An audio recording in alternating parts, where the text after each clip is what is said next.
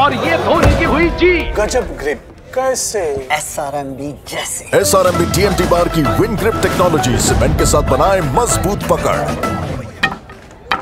Grip is important.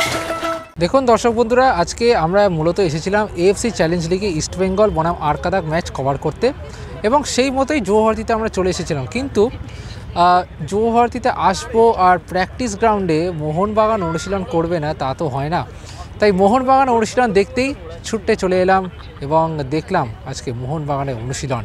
এবং যেটা অবশ্যই বলা বাহুল্য, এই মোহনবাগান দল তারা কিন্তু ইতিমধ্যেই শিল্ড চ্যাম্পিয়ন হয়ে গিয়েছে আর তাদের কাছে এখন পাওনা একটাই, সেটা হলো সেমিফাইনালে জিতে ফাইনালে উঠে সেখানে কিন্তু ট্রফি জয় এবং সেটাই লক্ষ্য আপাতত হোসে মরিনার ছেলেদের।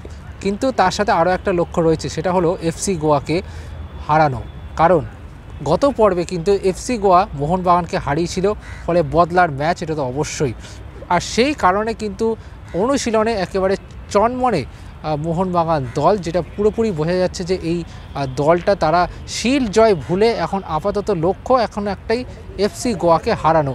এবং সেক্ষেত্রে কি অনেকেই হয়তো প্রশ্ন তুলতে পারে, তাহলে কি এই ম্যাচটাতে রিজার্ভ দল খেলানো হবে? না, রিজার্ভ বেঞ্চ নয়, একেবারে ফুল ফ্লেজেড ফার্স্ট 11 কিন্তু খেলতে পারে এখানে।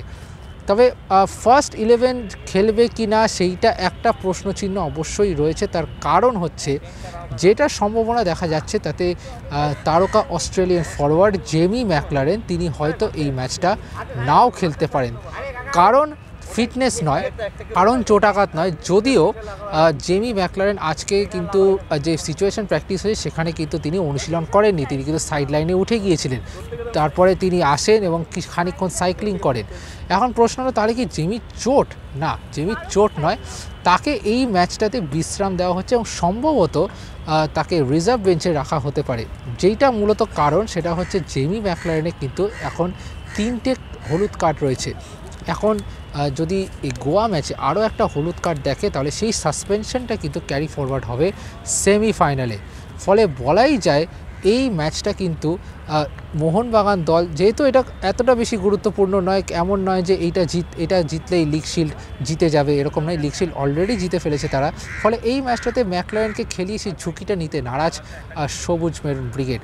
এবং আজকের অনুশীলনে যেটা আমরা দেখলাম যে প্রথমে ফিজিক্যাল ট্রেনিং, তারপরে হালকা সিচুয়েশন প্র্যাকটিস, 2 অর্ধে মোটামুটি 4 অর্ধ করে আজকে খেলানো হলো এবং প্রায় 1.5 ঘন্টার অনুশীলন চললো। এবং যেটা বোঝা যাচ্ছে, যেটা আমরা গতকালও আপনাদেরকে জানিয়েছিলাম যে প্রায় একই দল যেটা হচ্ছে, সেখানে সুভাষিস বসু সাসপেন্ড হওয়া সুভাষিস বসু, তার পরিবর্তে হয়তো আশিক কুরুনিয়ানকে আমরা দেখতে পারি। আর মাঝমাঠে দীপক টাংরি, যিনি কার্ড সাসপেনশনের জন্য এই গোয়া ম্যাচ খেলতে পারবেন না, তার পরিবর্তে হয়তো অনিরুদ্ধ থাপা দলে ঢুকতে পারেন। এছাড়া একাদশে আর কোনো পরিবর্তন আসার সম্ভাবনা নেই। একমাত্র জেমি ম্যাকলারেন, তার পরিবর্তে এখন কে খেলবেন? জেসন কামিংস কি শুরু করবেন নাকি গ্রেগ স্টুয়ার্ট নামবেন? কারণ মুম্বাই ম্যাচে শুরু করেছেন ম্যাকলারেন এবং দিমি, এখন সেক্ষেত্রে ম্যাকলারেনও গোল পেয়েছেন, দিমিও গোল পেয়েছেন। ম্যাকলারেন যদি বসেন তাহলে দিমি কি খেলবেন?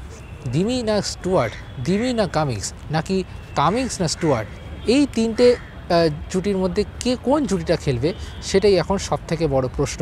তবে হোসে মলিনা, তার কাছে অস্ত্র অনেক রয়েছেন, তিনি সেই মতো 3টে জুটিকেই কিন্তু ঘুরিয়ে ফিরিয়ে বারবার করে খেলিয়েছেন এবং সম্ভাবনায় এমনটাই রয়েছে যে যেটা অনুশীলন দেখে বোঝা যাচ্ছে সম্ভবত জেসন কামিংস এবং গ্রেগ স্টুয়ার্ট এই জুটিটা হয়তো শুরু করতে পারে, এমনটাই কিন্তু মোহনবাগান অনুশীলন থেকে বোঝা যাচ্ছে। আগামী 2 দিন আবার অনুশীলন করবে মোহনবাগান এবং তারপরেই কিন্তু আগামী 8ই মার্চ যুবভারতী ক্রীড়াঙ্গনে সন্ধ্যে 7:30টায় FC গোয়ার বিরুদ্ধে নামবে সবুজ মেরুন ব্রিগেড। Extra time.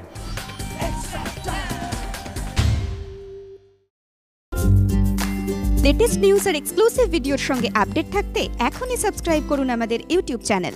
বেল আইকনে ক্লিক করতে ভুলবেন না যেন।